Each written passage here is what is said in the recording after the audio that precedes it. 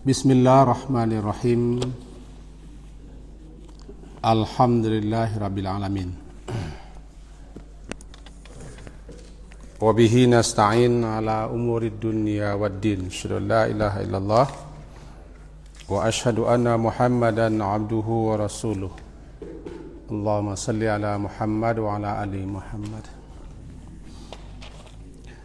Wadrib lahum mathalan ashabal qaryah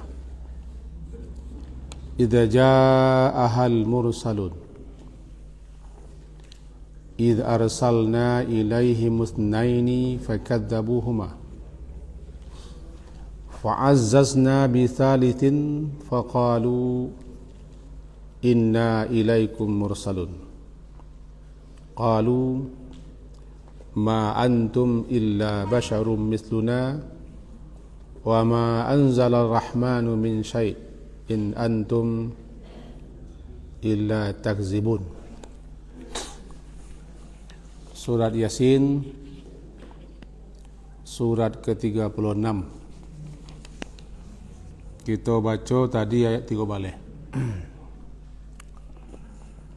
Kajian kita subuh kemarin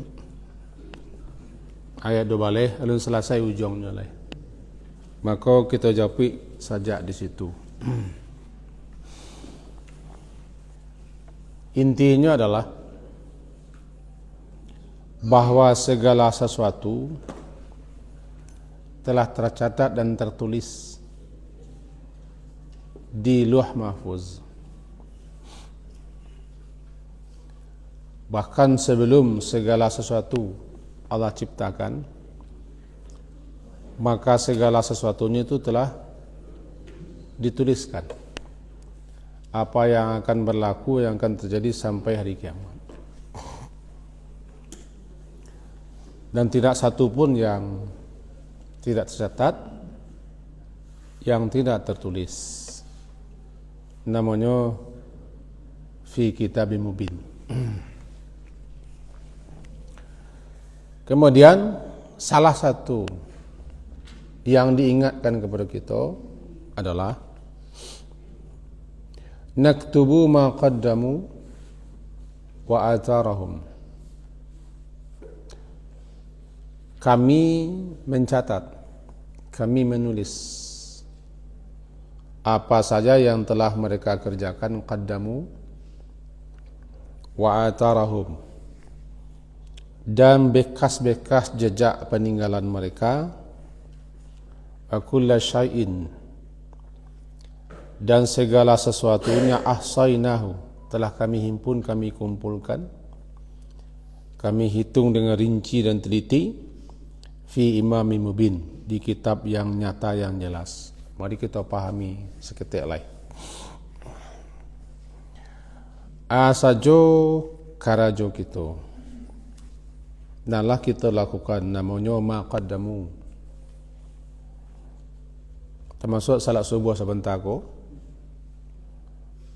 zikir-zikir dan doa-doa, namanya maqaddamu, yang telah kamu lakukan, yang telah kamu kerjakan. Istilahnya maqaddamna, itulah yang telah kita kerjakan, dan itu yang telah kita perbuat, dan itu pula lah yang telah dibukukan, dicatat, ditulis oleh malaikat, dan itu pula yang telah kita store untuk akhirat kita. Kemudian atharahu, secara bahasa jejak, jejak-jejak, bekas-bekas peninggalan mereka, termasuk ke dalamnya jejak kaki kita ke masjid. Dan paling jauh kita di pagi hari kini ko dari arah Pekanbaru. Beliau berajak beliau kembali. Jejak langkah tu namanya athar. Anak paling jauh mana ambo dari Bukhara, Samarkand, daerah Rusia, di pegunungan Kaukasus ini. Jejak-jejak langkah itu asar. Kemarin kala kita nukil sebuah hadis, ada sekelompok orang namanya Banu Salamah. Kok suku lah namanya, kok keluarga besar lah namanya, ingin pindah ke dekik Masjid Nabi karena tanah-tanah masih banyak yang kosong di sekitaran Masjid Nabi dan mereka tinggal di pinggiran kota Madinah. Berniat, berkeinginan untuk pindah ke dekik Masjid, alasannya supaya dekik kamu saji. Hal itu kan sampai ke telinga Nabi.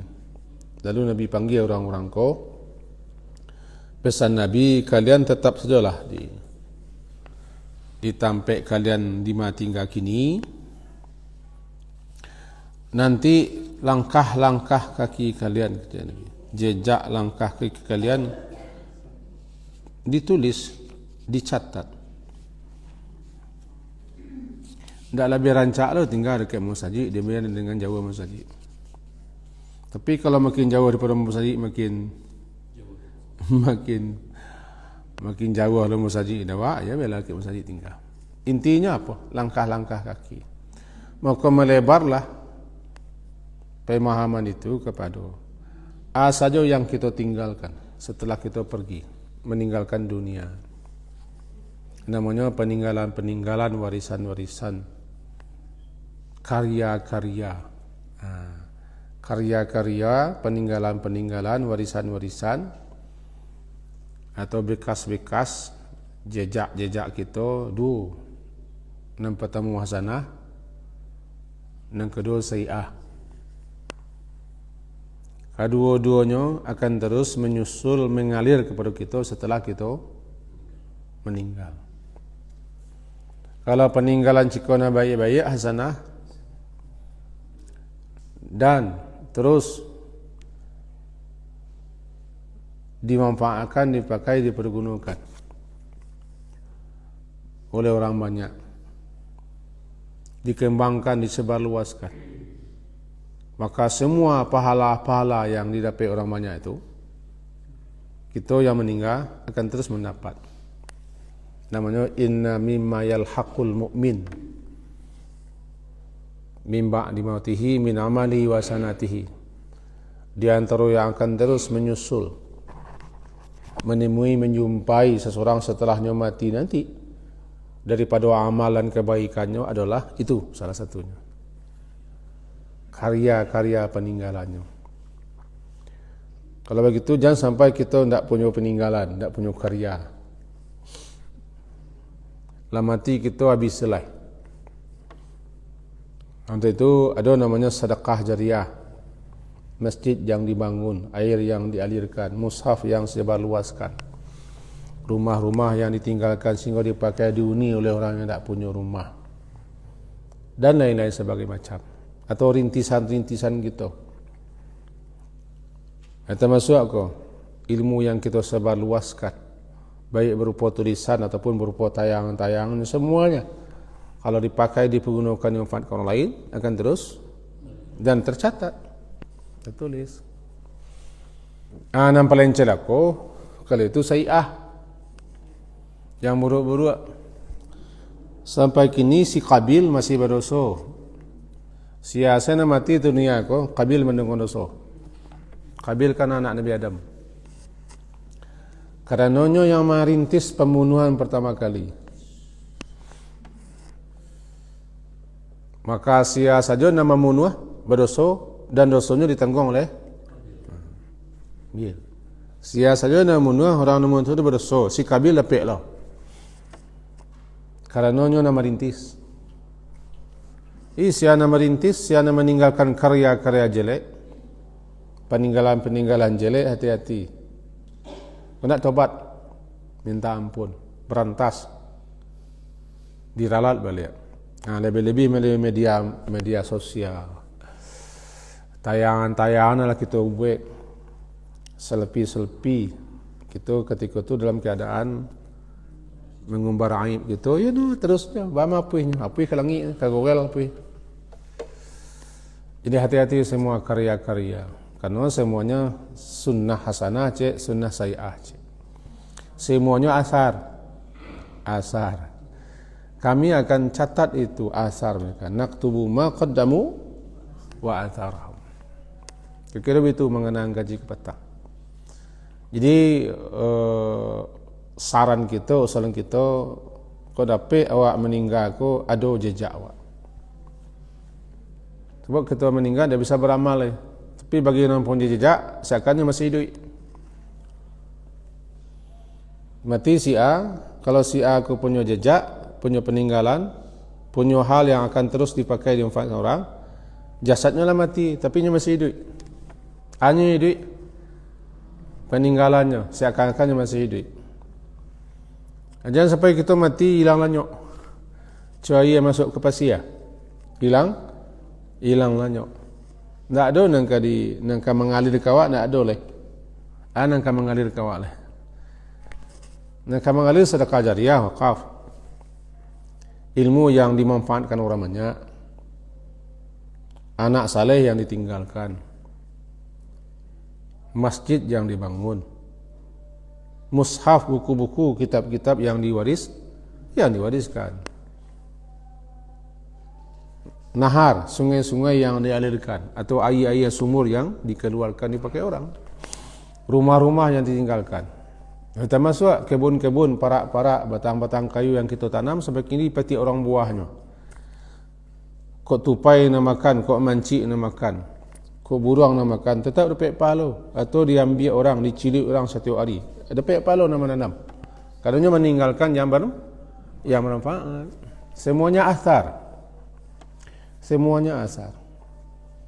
Termasuk kita ikut serta membangun sekolah, membangun MDA, membangun panti, membangun musajid. Tapi jangan ria kalau masalahnya. Tidak ria tu, tidak pernah kita batalkan. Batal jadinya, batalnya. Kalau ada yang bangun nak jadi tu lah, batalnya kan. Kalau ada yang mengurus, tidak selesai tu dah. Ya bisa. Kenapa jejak waktu tenang-tenang malah. Cukup Allah saja yang mengetahui dan malaikat menulis. Ya sudah. Tapi kalau kita berkarya untuk manusia, ya biarlah manusia yang balik. Naktubu ma qaddamu wa kullu syai'in ahsaynahu fi imamin mubin. Kullu syai'. Anan ahsaynahu. Ahsa itu menghitung mana. Mula-mula makna ahsa itu menghitung. Menghitung dengan rinci, menghitung dengan teliti, akurat, jelimet, namanya ahsa. Lalu pengertiannya berkembang, mengetahui, mencatat, menjaga, memelihara. Sebab segala sesuatu yang tercatat, yang terjaga, tidak luput dan tidak hilang. Allah Subhanahu wa taala Muhsi. Salah satu nama Allah adalah Al-Muhsi. Dia yang mengetahui segala sesuatu. Segala sesuatunya. Dengan rinci, akurat, jelimet, sedetail-detailnya. Semuanya tercatat, terhitung, terjaga dan terpelihara. Namanya Muhsi. Ahsaynahu. Kami pelihara, kami jaga dan kami himpun. Semuanya tercatat, terhitung. Tidak ada yang kurang. Sedetail-detailnya. Kulla syai'in, segala sesuatunya ahsaynahu. Segala sesuatunya berarti tidak ada yang tidak. Semuanya telah kami himpun, kami catat, kami tulis, kami pelihara, kami jaga. Rinci, jelimet, akurat, tidak ada yang luput. Fi imamin mubin, dalam kitab yang nyata, itu Lauh Mahfuz. Arti itu di samping malaikat mencatat, semuanya sudah Allah ketahui. Ya, sekecil apapun peninggalan kita, karya kita, sekecil apapun, tidak tahu orang, tapi ahsaynahu, kami telah menghimpun, mencatat, mengetahuinya, menjaga, memeliharanya. Walau sekecil. Jalaika yang kecil-kecil, yang kadang-kadang acuk orang melupuan. Rasa kadang Allah karya kita tinggal ilupun orang. Bahkan dilimpi orang, diimpok orang. Karya-karya yang sesuatu bagi orang-orang nan durjana kan dilimpok sana. Maksud Indonesia ke lah. Saya katakan orang-orang dulu tu tak berkarya. Saya nak berkarya adalah beliau-beliau kini saja. Tapi kalau orang sesuatu berkarya demi Allah kerana Allah, ya biarlah orang melupakan. Catatan di langit ada ahsainahu. Yang kadang-kadang selalu lupa dan dilupakan, sengaja dibuang, dihapus, apalagi yang kecil-kecil. Kalau yang manusia, biarlah manusia tidak tahu atau lupa atau sengaja melupa-lupa atau pura-pura tidak tahu, biar tapi nan ahsainahu kau jadi lupa. Allah ahsa, menghitung, merinci, mengurai, ngejelimet, detail. Tidak ada yang tidak. Fama ya'mal mithqal zarrah. Oh manusia yang melupuan tu urusan Allah. Nyona kepada so. Tapi nan Allah tidak. Fi imamim mubin. Tercatat semuanya di pembukuan alam yang terletak di Lauh Mahfuz. Malaikat mencatat, menulis, Allah mengetahui semua. Apa yang kita kerjakan cocok dengan apa yang tertulis. Itu. Inti ayat yang kedua balik yang kita baca sebentar ku sebagai hiburan bagi orang yang beramal baik. Di sisi Allah nak kehilang, nak kelupa bagai itu. Itu hiburan. Kalau lupa orang terima kasih awak, manggu awak. Kalau ikan-ikan orang awak leh. Biar meng lah. Biar sin lah. Oh ada majaso dulu. Ada yang dulu sehingga mengemangnya. Biasalah. Kalau disabut beku bertambah kecewa, kau habisnya. Kalau yang majaso dulu ambil salahnya. Banyak. Seseorang membuat rumah di tanah bininya. Bininya nak berumah, langgai nak berumah, dan sanak-sanak nak berumah. Di si A ko dibuatnya rumah untuk bini, termasuk dihuni oleh langgai dan sanak. Di tanah kosong, ditimbunnya tanah buatnya. Terjadi silang kita, sengketa. Akhirnya cerai. Biarlah rumah aku nya bininya. Okeylah, hari dan bunuh dan. Walau kecil saki mambiak. Kena kira biar. Cuman kalau suami ko biasalah. Semuanya kan dibangun untuk dipakai dihuni. Walaupun bini tak bersyukur, minta mencelabi lo, dan sanak-sanak pun lah satu lo, biasalah. Dan semua tercatat di Allah. Itu contoh. Nah itu tak ada tu dah. Tak ada kan. Cuma lain. Kalau dia rumah aku kadian. Banyak orang mangkit rumah. Ini nak rumah cipuik tu. Itu paubek jangan kecewa wak kalau jasa baik kita, perbuatan baik kita, kerja baik kita, analak kita wek cukup dilupakan orang atau ditimbun limpuk orang atau nenceko. Okey ada yang punya ang kadiannya. Itu lo risikonya ambil rumah tanah bini ko. Kok bini awak celai, awak nak bisa lah. Terpaksa lo ambil rumah baru lah kan. Hati-hati tu kalau ke bini celai. Hiburan bagi orang yang membuat baik, meninggalkan kerja baik. Kita merintis, kita mengawali, kita mengembangkan la makmur la jaya, kok musaji, kok surau, kok panti, kok ala namanya. Tiba-tiba kita di pelantian dicampak orang yang kecewa. Kalau bekerja untuk Allah, kalau memang untuk baik baik, tenang-tenang melah jangan dibaca-baca. Kalau ada orang baca, kalau tidak ya bacalah. Bacalah nak habis ada Allahnya. Dan Allah larang ya ayyuhalladzina amanu la tubtilu shadaqatikum bil manni wal adza. Jangan batalkan itu dengan manni, menyambut-nyambut, mengungki-ungki, wal adza, mengeluarkan kata-kata yang menyakitkan. Jangan batalkan. Habisnya. Wala jariyah, wala panik. Ketulah habis. Segala habis. Tapi nak dia ragu orang, di kebalai. Tapi ingat, setiap sesuatu sisi Allah sudah tercatat. Itu namanya bujukan dan hiburan. Jangan berhenti baik-baik, walaupun orang tak menilai, tak menghargai, walaupun tak disanjung-sanjung orang, tak diponten orang, tak sabit-sabit, tak baca orang, tak ditulis orang di surah-surah. Kau bantuan ibu hajah. Tulisan sekarang.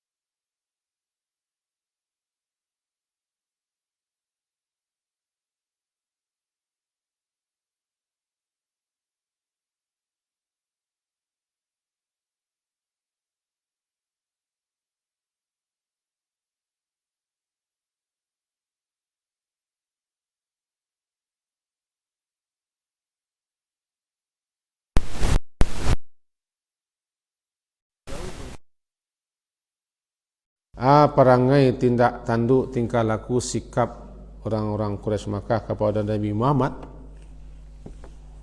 Beliau dicaci, dimaki, dihina, dijelek-jelekkan, diintimidasi, diteror. Pengikut-pengikut beliau malahan disiksa, dizalimi, bahkan ada yang dibunuh. Beliau ditolak oleh tokoh-tokoh, oleh pemimpin-pemimpin, oleh karib-kerabat beliau. Apa yang beliau alami itu dari penduduk Mekah kepada mereka, kau terangkanlah, berikanlah satu perumpamaan jadi pelajaran bagi mereka yang telah terjadi di zaman dulu. Wadrib lahum mathal lahum, sikoko bagi merekanya penduduk Mekah. Jadi berikanlah, buatlah suatu masal, suatu perumpamaan yang telah terjadi di negeri dulu kala, suatu masal untuk mereka siapa? Orang Mekah, dan mereka siapa saja yang mirip, yang serupa. dengan tingkah laku perangai orang Quraisy Mekah. Kisahkan kepada mereka suatu kisah yang terjadi sebagai contoh, sebagai perumpamaan, agar mereka mengambil pelajaran. Kau diurang waklah dulu bahasa nu. Ambil contoh kerana sudah. Ambil tuah kerana menang. Ambil pelajaran kepada masa nan lalu. Fa'tabiru ya ulil absar. Diurang wakku lah dua min sadu Allah nu. Oh. Petatah petitihnya. Ada petatah. Sebab alam terkambang diurang wakku jadi guru. Lapiat terkambang bisa kedudui. Mentulur. Alam terkambang jadi guru. Lapiat terkambang alam bisa dudui. Jadi lahum siko tidak disabui. Lahum itu maknanya kan untuk mereka. Bagi mereka. Bagi mereka. Kau pertama kali tentu bagi mereka orang Makkah. Tokoh-tokoh, pemimpin-pemimpin yang menentang, yang memusuhi, yang mencaci maki, yang menjelek, mengolok-olokkan Nabi serta pengikut-pengikut, bahkan dianiaya, disisa sampai kepada dibunuh malahan. Kepada mereka orang Makkah, ada kisah di zaman dulu. Jadikan itu sebagai contoh. Sampaikan kepada mereka penduduk Makkah.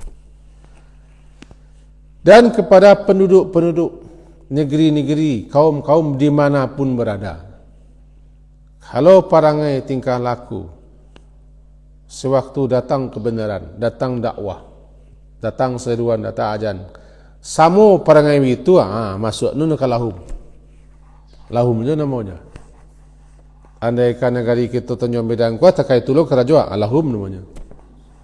Untuk mereka orang masyarakat Tanjung Medan, atau di negari kok di Malah, lahum lo namanya. Berikan kepada mereka, kisahkan kepada mereka suatu perumpamaan, satu contoh untuk mereka yang seperti itu parangai suatu karya, satu perkampungan, namanya karya, suatu negeri. Banyak uraian-uraian yang telah dijalihkan oleh para ulama menyabui di mana negerinya.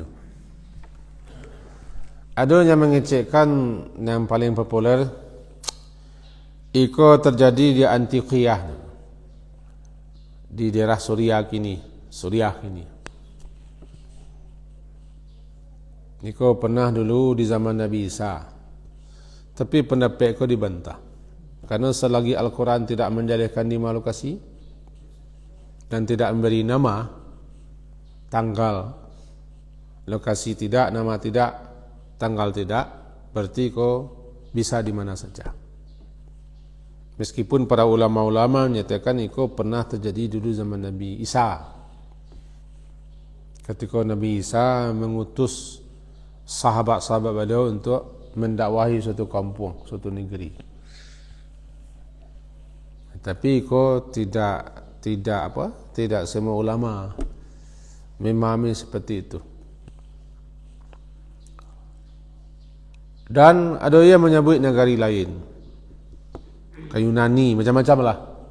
Cuma kita balik kepada prinsip awal, sebagaimana yang dapat kita tarik kesimpulan daripada ulama-ulama, bahawa selagi tidak disebutkan di mana negarinya, tapi pasti terjadi. Ketika kepada sebuah negeri, sebuah kampung, satu qaryah, datang dulu juru dakwah, alim, ulama,